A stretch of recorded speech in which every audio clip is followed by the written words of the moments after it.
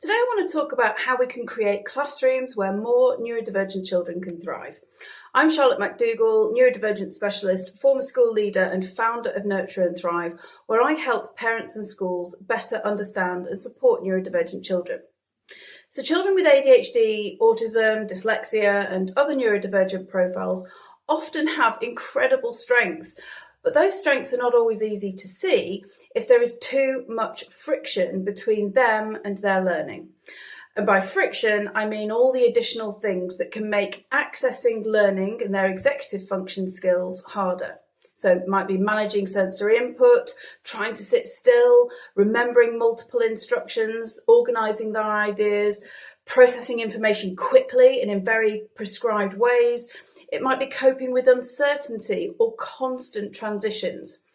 And when so much energy is spent managing those demands, there's less capacity left for the things that children really want to do. Live, learn, love, think deeply, solve problems, be creative, and engage with their learning.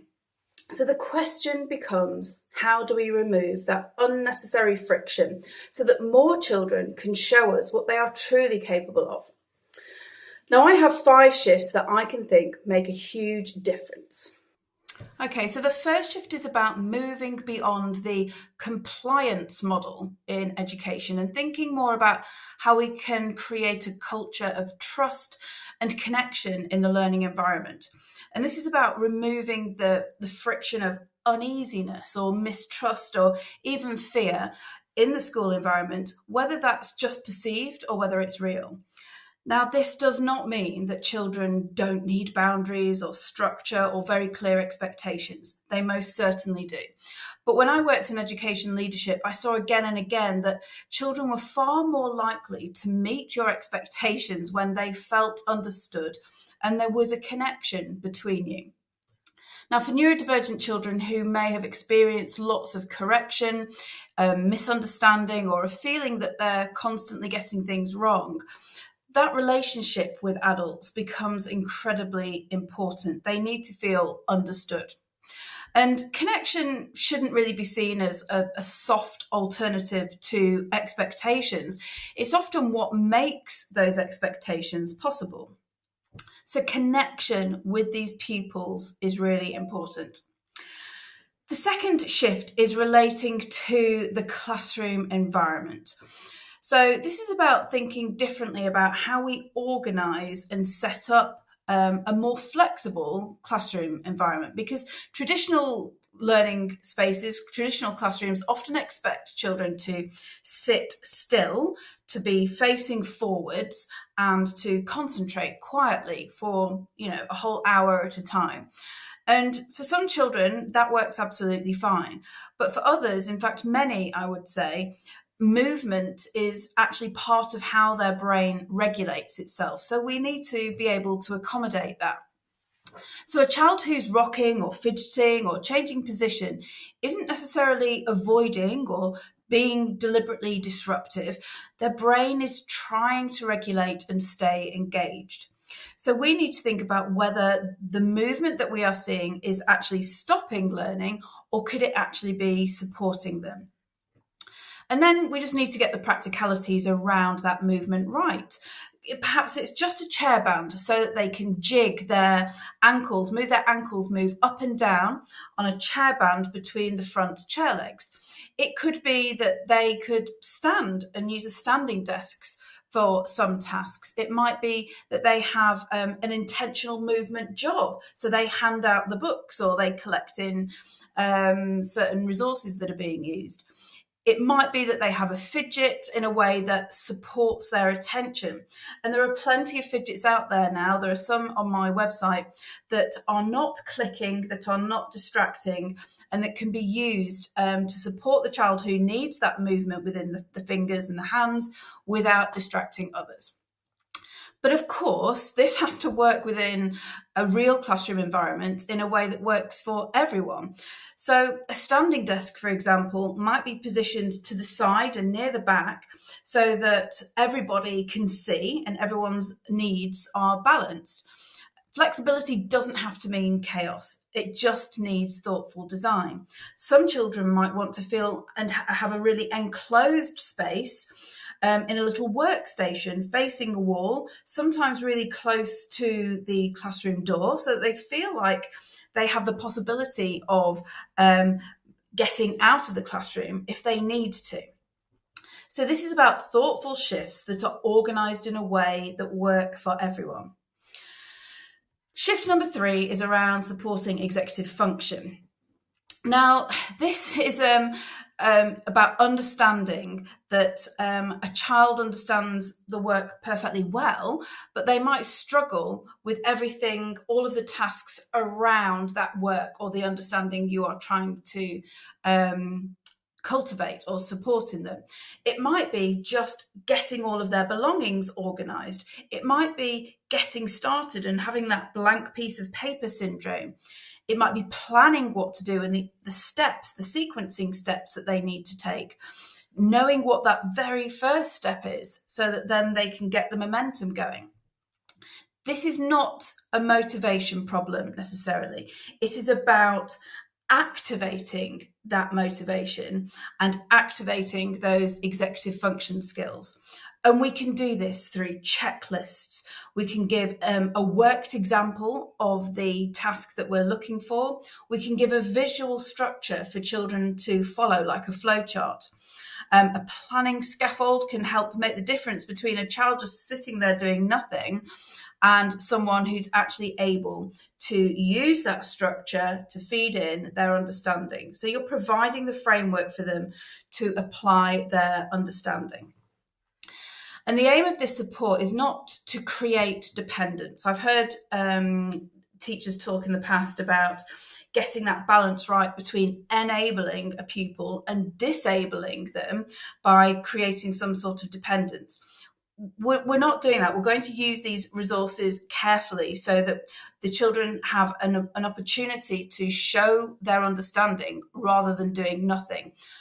Good and thoughtful scaffolding actually builds independence because it creates a sense of motivation and self-belief that they are able to show their understanding in particular ways. So it will really build their confidence in the long run if we scaffold correctly. Shift number 4 is about making learning meaningful and how we engage children. They have to be engaged if they are going to learn. And many neurodivergent brains are driven by interest, curiosity, and connection. So that doesn't mean that every lesson has to be entertainment. Entertaining is definitely not the same as engaging. But when a child can understand why something matters, so why it's relevant, why they're learning this, then they can connect with it in real life, some way that's relevant to them. Or if they have some sort of choice or ownership over how they show their understanding of a particular lesson that you're teaching. The motivation then will shift because they feel that they are engaged in the activity. So it's about piquing interest and curiosity rather than entertaining. And now that we have AI, a range of technology at our fingertips, but particularly AI for personalisation, we do have more opportunity than ever before to personalise learning without creating completely new curriculum content for every child. We can simply take a resource that we have used in years gone by, take a photograph of it, feed it into some AI platform and ask it to regenerate that same task, but through a different lens that we know is going to engage the children. Then our 5th shift is around broadening how we recognise success for everyone. And I think we need to address more in education what success looks like, because our system is built around preparing pupils for exams. That is our reality, and we have to work with that. Success in the education is still very much tied to how these pupils do in these exams. And there are lots of ways that I support neurodivergent pupils with revision techniques in getting them through this process with their executive function challenges. But the bigger question here is whether this is a really valuable use of time, because exams don't measure everything. Exams probably shouldn't be the ultimate gauge of success, because as we know from the World Economic Forum, the workplace now and the modern world at large needs creativity. It needs divergent thinking. It needs problem-solving skills.